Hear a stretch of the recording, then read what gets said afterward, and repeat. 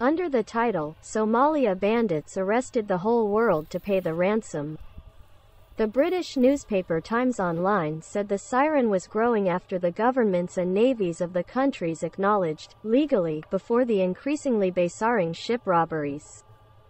Arab diplomats, including Djibouti, Egypt, Jordan, Saudi Arabia and Sudan, had an emergency meeting in Cairo, the Egyptian capital, to discuss dealing with Somali pirates.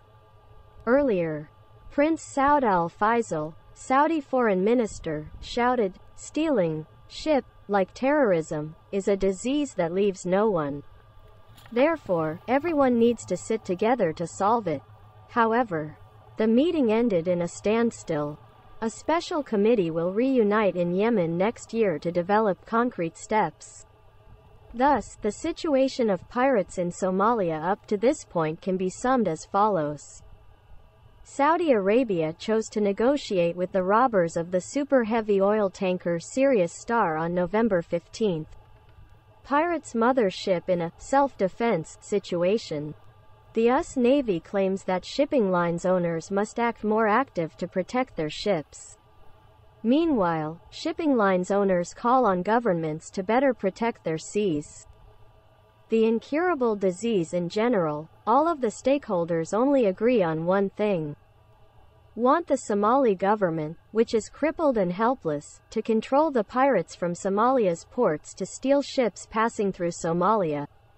Ironically, they also know that demanding in Somalia is unthinkable. This proves that the civilizations of the 21st century, despite being strongly armed, still cannot have a common voice to deal with the Somali pirate disaster equipped with much more modest weapons such as grenades, grenade launchers, AK-47 submachine guns and high-speed boats. Military solution is the first but ineffective option. NATO currently has 4 warships in the Gulf of Aden, where more than 20,000 ships travel every year from Asia to Europe and vice versa through the Suez Canal. India, Russia, Malaysia also sent warships to the scene. The anti-robbery warship of the European Union, EU, until December 8 was fully present. Particularly, the number of US warships present in the region was not discussed. Portrait of a Somali pirate but with a large area like the Gulf of Aden and the Indian Ocean. So many warships like, salt to the sea, are impervious. Moreover, as Admiral Michael Mullen, chairman of the U.S. Chief of Staff, commented, our warships have certain limits. What can we do while governments prefer a ransom solution? According to the U.S. news agency AP, NATO and the U.S. Navy admit their warships cannot be present everywhere, anytime to stop Somalia pirates. Even when the ship was stolen by the NATO warship, the US had to stand and watch but could not attack and recapture the ship because the life of the sailor was in the hands of the bandits. The case of Ukraine's FV-FV carrying 33 tanks and dozens of tons of weapons robbed in September is a typical example. American warships can only reoperate with the task of guarding the bandits to move tanks and weapons to leave the ship. Even in the case of bandits who dare to do, American warships are not sure to take action. Americans even advised shipping lines to save themselves first by hiring security from private companies. Meanwhile, Martin Jensen, General Director of Frontline Limited, the world's largest crude oil shipping company, requires a stronger military solution. Jensen emphasized, that is the only solution.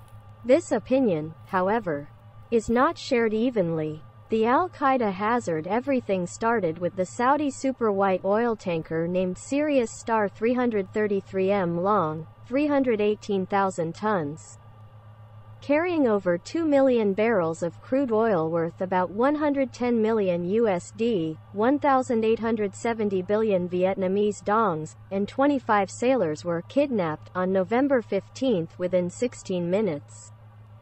The robbery occurred off the coast of Tanzania, 810 kilometers southeast of Mombasa port city.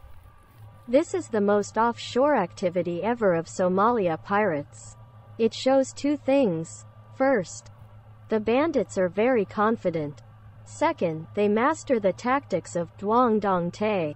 While NATO, US and European warships were on duty in the Gulf of Aden, the waters between Somalia and Yemen, they went south to Tanzania to do business, attacking the largest prey ever. And yet, 2 days later, they returned to the Gulf of Aden, robbing the delight of an Irish state-owned aerosol but registered in Hong Kong, carrying 36,000 tons of wheat, a Thai fishing boat and a large Greek cargo ship. On November 21, the bandits declared a ransom of the Sirius Star $25 million. After 10 days, Vela International, owner of the oil tanker, will receive catastrophic consequences. This is the largest ransom ever. Last time, the bandits demanded that the owner of FV Fana pay $20 million, then left $8 million but still not finished. However, what Western countries are most concerned about is that extremist Muslim groups related to Al-Qaeda can take advantage of the aforementioned situation to participate in robbery for politic purposes and make money.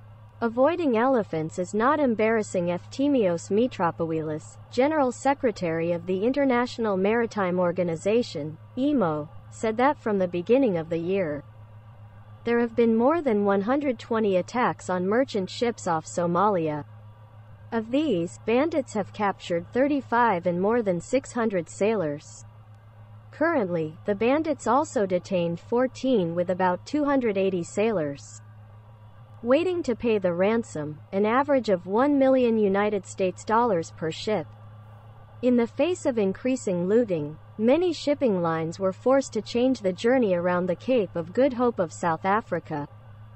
This road is farther than the old journey through the Bay of Aden connected to the Red Sea and the Mediterranean through the Suez Canal. Ships travel on a new journey must run longer, from 12 to 15 days, more expensive, from $20,000 to $30,000 US per day. On November 20, the giant Danish corporation AP Møller Maersk has ordered a number of ships to follow the new voyage. A spokesman for the group explained, "These are slow-moving cars, low decks that are easy to prey on Somali pirates." Earlier, on November 17, the Norwegian carrier Odfjell announced that their ships would change their voyage even more expensive. Frontline Limited has 80 crude tankers also considering avoiding the Gulf of Aden despite IMO warnings. Accordingly, changing the voyage will create negative effects such as running longer, providing less oil, and can increase rates from 25% to 30%.